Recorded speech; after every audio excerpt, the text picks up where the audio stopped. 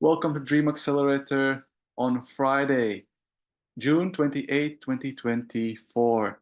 And as usual, we're going to talk about mindfulness, flow state, and manifestation, how you can achieve your dreams, goals, ambitions faster. And today, we don't have any specific questions. If you want to ask your question, you're welcome to submit your question in my Dream Accelerator Discord group. DM, contact me for more information about that. And let's go straight into it. And that means discussing the most powerful insights we've got into our community. And namely, the first of them is regarding I am. So the power of I am has been clear to me for a very, very long time. Basically, that's identity. And even science says, like, if you want to change your habit, then you have to go against your identity, what you think you are. And I am is language construct that represents what do I identify with. Obviously, I'm going to use words like I am. And deepening understanding this week was from Joseph Rodriguez, who said that I am is name of God. So basically, every time you say I am amazing, I am loving, I am happy, you can substitute word I am with God. So God is happy, God is loving. And that's very powerful because imagine when I say, oh, I am disappointed, or I am tired, or I am worried that I cannot show up live today. And if you say it in a full sentence, which is basically saying, I am, that God is disappointed, God is worried that God cannot show up on time today. And it's like, it doesn't make sense because God is all powerful and God is all love, happiness, peace, bliss, fulfillment. So it doesn't make sense that God would be disappointed, does it? Or it doesn't make sense that God couldn't be able to show up today on time. There's like, this doesn't make sense. So why would I tell lies to myself? And this is exactly the message I want to convey to you. Be mindful of when and how you use words I am, and do a reality check. Is this really something God would not be able to do? Is this really something it's really true, coming from perspective, love, happiness, peace, bliss, fulfillment, prosperity, abundance? Is it coming from this perspective, or is it coming from somewhere else? And if it's coming from somewhere else, is it really true? No, it's not true, because love, happiness, peace, bliss, fulfillment, that's the truth. And everything that's not along these lines is not true. So do pay attention how you use word I am in your daily language. Like, I am happy. Yes, it's true. It's aligned with my highest potential, but saying I am tired, it's not really true. And what does it mean? Does it mean that I'm trying to pretend that I don't feel tired? No, it's exactly that. I feel tiredness, or I feel tired. Yes, there's me, Toms, is feeling tiredness. Does it mean that I am tiredness? No, it doesn't mean it's lie. I am just observer of tiredness in my body. Which means that I can acknowledge it, I can respond accordingly. Maybe I need to take a nap, maybe I need to adjust my diet, lifestyle, and all these things. So I acknowledge all these things. However, I do not want to identify with being tired or tiredness, because it's not true. If it's true, maybe there's a benefit for me to identify with it. Like, there is benefit for me identifying I am love, because it's true and it benefits me. It accelerates my dreams. It allows me to enter the flow state faster. So there's a benefit for me identifying with I am love.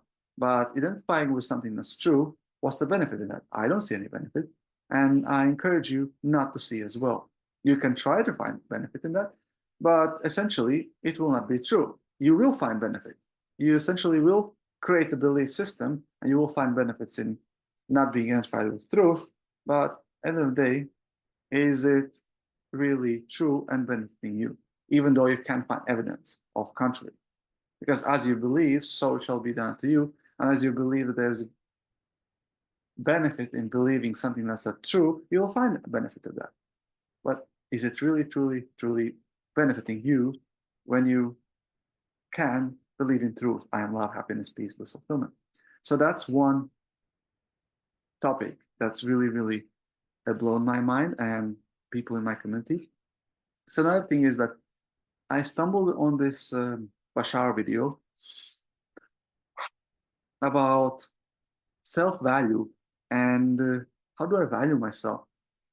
And do I really allow myself be in flow state as much as I want? Do I really allow myself to manifest as much as I would love to manifest? Do I really allow myself to live the life exactly how I want to live it? Or I hold myself back because I feel I don't deserve something, because I believe I deserve asking for what I want. So key here is that at the present moment, me being here, me existing, is enough for me to deserve and be worthy of whatever I feel being worthy of. And there's no need for anyone to validate my existence, because my existence already validates my existence and worthiness. Absolutely. So why wouldn't I feel absolutely worthy in anything in the world? What would stop me? Well, it's the beliefs I have adopted and beliefs I believe in. And why would I believe them? Because at some point it felt like they are necessary, needed, and useful. But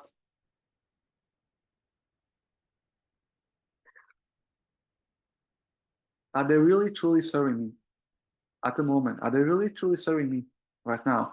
And I'm really truly honest with myself, then believing something that's not empowering is not serving me. Believing something that's not love, happiness, peace, bliss, fulfillment is not serving me.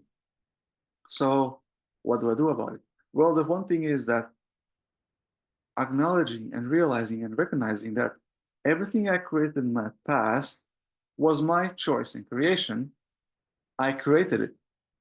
Is really empowering because then I don't have to hold on evidence in the past against me to keep myself as a victim of, well, this thing happened in the past, and that means that I'm not worthy. No, it doesn't mean that.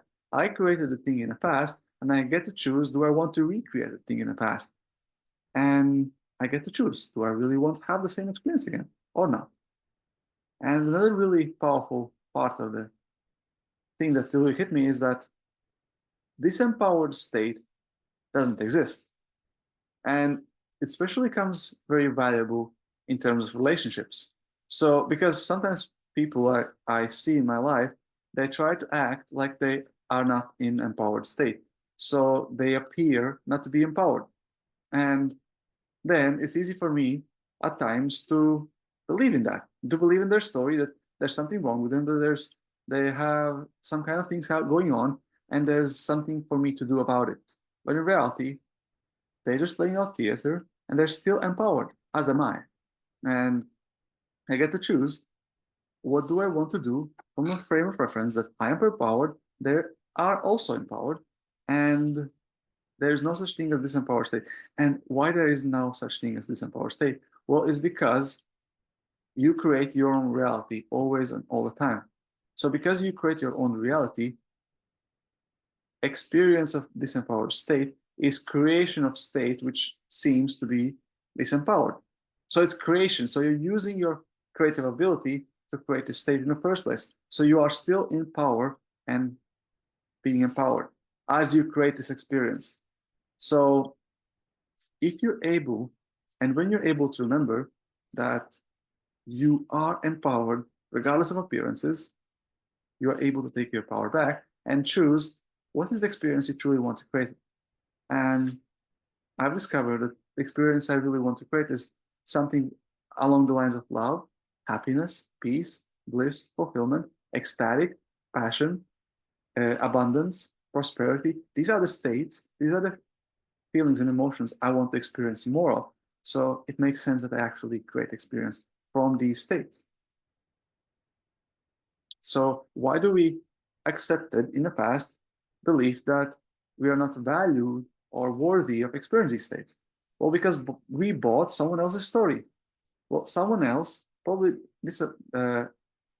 identified with these states, and they tried to tell us a story to believe in it. And because we value their opinion, okay, that sounds about right. Let me take the story as well. And we basically bought their story. And we started creating from the story. Because obviously we operate from the story. But the fact is that at any given point, we have power to choose what is the new story, what is the current story I want to create from.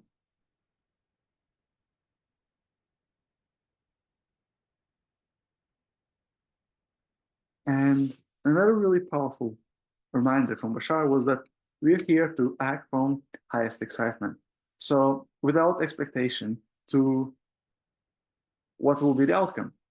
So as I'm here in this live, speaking to my tribe and speaking to you, um, my main objective is to follow my highest excitement and not have expectation.